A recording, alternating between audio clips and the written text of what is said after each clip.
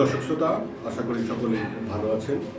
প্রতিদিনের সংবাদ পর্যালোচনা বিষয়ক অনুষ্ঠান মুক্তি টিভির মুক্ত খবর অনুষ্ঠানে আপনাদের সকলকে জানাচ্ছি সাদর আমন্ত্রণ।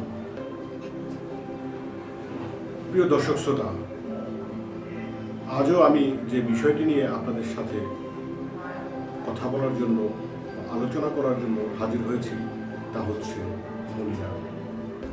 আপনারা সকলেই ইতিমধ্যে জানেন,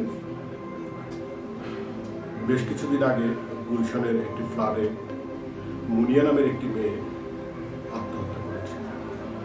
এ নিয়ে ঘটনার যেন কোনো শেষ নেই।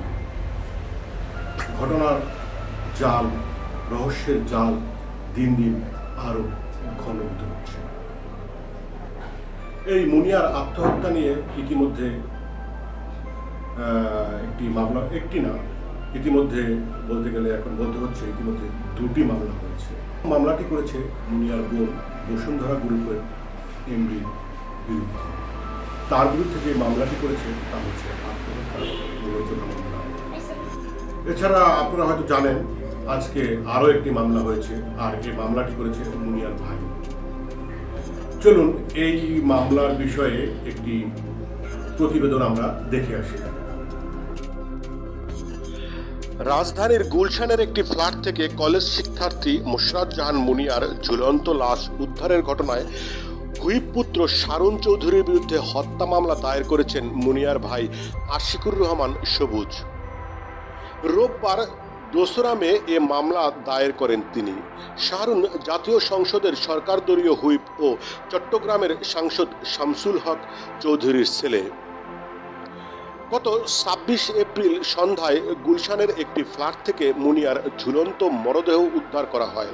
ওই দিন রাতেই মুনিয়ার বড় বোন বাদী হয়ে বসুন্ধরা গ্রুপের এমডি সায়েম সোবাহান আনভিরকে একমাত্র আসামি করে আত্মহত্যার প্ররোচনার মামলা করেন। এর আগে সামাজিক যোগাযোগ মাধ্যমে ছড়িয়ে পড়া শারুন চৌধুরীর সঙ্গে মুনিয়ার কিছু কথোপকথনের স্ক্রিনশটের সূত্র ধরে গত 27 এপ্রিল বিকেলে একটি সূত্র তার কাছে কিছু তথ্য জানতে চায়। এ বিষয়ে শারুন গণমাধ্যমকে ওই সূত্রের ব্যাপারে কিছু না বললেও এর সত্যতা নিশ্চিত করে বলেন, একটি সূত্র মুনিয়ার সঙ্গে কথোপকথনের প্রতি ইঙ্গিত দিয়ে জানতে চেয়েছে। তিনি মোশরাতকে চেনেন কিনা শারুন জানিয়েছেন মুনিয়ার সঙ্গে তার পরিচয় ছিল। গত বছর সে ফেসবুকে তার সঙ্গে যোগাযোগ করে, তবে ফেসবুকে তার সঙ্গে কথোপকথনের যে স্ক্রিনশট ছড়ানো হচ্ছে সেগুলি মিথ্যা দাবি করে। শারুন বলেন, সত্য মিথ্যা যাচাইয়ে এই কথোপকথনগুলোর ফরেনসিক পরীক্ষা নিরীক্ষা করা দরকার। মুনিয়ার মৃত্যুর ঘটনায় দায়ের হওয়া মামলার পর পুলিশের এক আবেদনের প্রেক্ষিতে আনভিরের দেশটাকে নিষেধাজ্ঞা দিয়েছে আদালত। পরে গ্রেপ্তার রাতে হাইকোর্ট আগাম জামিন করেন তিনি। গত 29 এপ্রিল হাইকোর্টের যে বেঞ্চের কার্যতালিকায় আনভিরের আগাম জামিনের আবেদনটি শুনানির জন্য ছিল, সেই বেঞ্চ লকডাউন ও মহামারীর এই পরিস্থিতিতে আগাম জামিনের শুনানি করবে না বলে জানিয়েছে। দর্শক শ্রোতা, আপনারা প্রতিবেদনটি দেখলেন, তবে আমার কাছে বিষয়টি মনে হচ্ছে, আমার মনে হচ্ছে যে তারাই যেন নাটকীয়তা শুরু করে দিয়েছে। এর আগে মামলা হলো বসুন্ধরার এমডির বিরুদ্ধে, এখন মামলা হলো আবার একজন হুইপের সন্তানের বিরুদ্ধে হত্যা মামলা হলো। তাহলে আপনার বোনের সাথে কয়জনের সাথে সম্পর্ক ছিল, আমার প্রশ্ন হচ্ছে। আর আপনারা, আমার তো মনে হচ্ছে এই যে ঘটনাগুলো ঘটেছে, যা হচ্ছে তার সম্পূর্ণ এর জন্য দায়ী হচ্ছে আপনার ভাই বোন, আপনারা মুনিয়ার পরিবারে যারা আছেন তারা কিভাবে এই মুনিয়াকে, আপনারা কিভাবে এই মুনিয়াকে এই ঢাকার শহরে একা একটি ফ্ল্যাটে আপনারা থাকার অনুমতি দিলেন? আপনারা কি জানতেন না বিষয়টা? আপনারা তো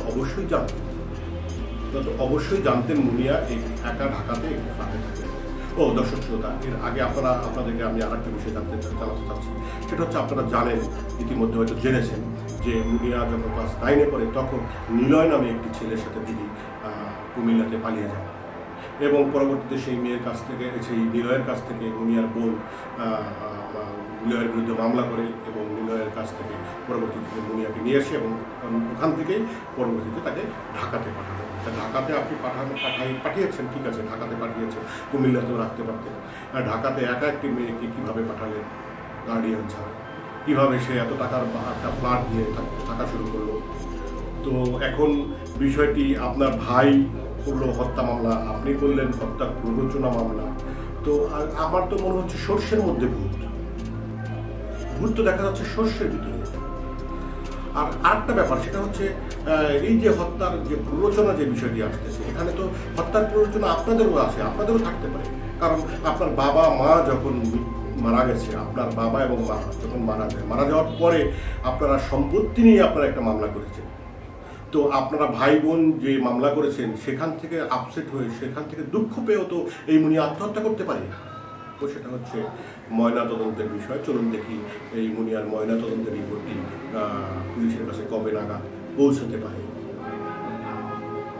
যেহেতু সিন অফ ক্রাইমে যাওয়ার সুযোগ নেই, সুতরাং পুলিশের যে চাহিদা থাকে, চাহিদব্য অনুযায়ী আমাদেরকে অনেক কিছু করতে হয়। এক্ষেত্রে যেমন পুলিশ বলেছে যে বিষের আলামত পাওয়া গেছে কিনা, তো বিষ প্রয়োগের, তো সেটার জন্য আমরা যে রিলেভেন্ট যে ভিসেরা সেগুলো পাঠাইছি, সেগুলোর পরীক্ষার রিপোর্ট আসতে অন্তত কমপক্ষে 1 থেকে 1.5 মাস। এটা অনেক আগে 6 মাস 1 বছরও চলে যেত, কিন্তু এখন অনেক তাড়াতাড়ি হয়, তাও ন্যূনতম 1 থেকে 1.5 মাসের ব্যাপার। তারপর হচ্ছে ডিএনএ প্রোফাইলিংয়ের ব্যাপারটাও 12 সপ্তাহের মতো। তারপরে হচ্ছে যে মাইক্রোবায়োলজিক্যাল রিপোর্ট, এগুলো সবগুলো মিলে একটু সময় লাগবে এই রিপোর্টগুলো আসতে। আসার পরে চূড়ান্ত মতামত দিতে পারবে ফরেন্সিক এক্সপার্ট। আপনারা রিপোর্টটি দেখলেন। তো যে কথা বলতেছিলাম তা হচ্ছে যে এই মুনিয়ার যে বিষয়, এই রহস্যের জাল যেন কোনোভাবেই খুলতেছে না, কোনোভাবেই এই জট ছুটতেছে না। দেখা যাক, এটার জন্য অপেক্ষা করতে হবে, ঘটনার অন্তরালে গভীরে যেতে হবে। আর সেটা অবশ্যই প্রশাসন এর গভীরে গিয়ে সমস্ত কিছুই অবশ্যই বের করবে।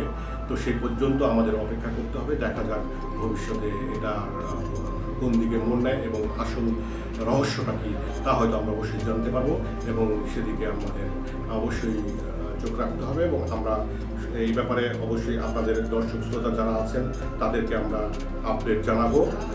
তো যাই হোক, আমাদের আজকের অনুষ্ঠান আমরা এখানেই শেষ করতেছি। আপনাদের সকলকে আবারও অনেক অনেক ধন্যবাদ এতক্ষণ কষ্ট করে আমাদের এই অনুষ্ঠানটি দেখার জন্য। আমাদের মুক্তি টিভি দেখতে পারবেন আপনারা আরও যেটা হচ্ছে, আপনারা আমাদের মুক্তি টিভি নিউ ইয়র্ক থেকে 24 ঘন্টা সম্প্রচারিত একটি চ্যানেল। এই চ্যানেলটি আপনারা জাগোবিডি অ্যাপসের মাধ্যমে 24 ঘন্টা লাইভ টিভি দেখতে পাবেন। এবং এছাড়া গুগলে গিয়ে আপনারা আমাদের মুক্তি টিভি সার্চ করলে সেখান থেকে গুগলে গিয়েও আপনাদের 24 ঘন্টা আমাদের লাইভ টিভি দেখতে পাবেন। এছাড়া মুক্তি টিভির ফেসবুক এবং মুক্তি টিভি ইউটিউব চ্যানেলেও আপনারা সংযুক্ত থেকে মুক্তি টিভির যে কোনো অনুষ্ঠান আপনারা দেখতে পাবেন। আপনাদের মুক্তি টিভির সমস্ত অনুষ্ঠান দেখার আমন্ত্রণ জানিয়ে আমি আজকের মতো বিদায় নিচ্ছি। আল্লাহ হাফেজ।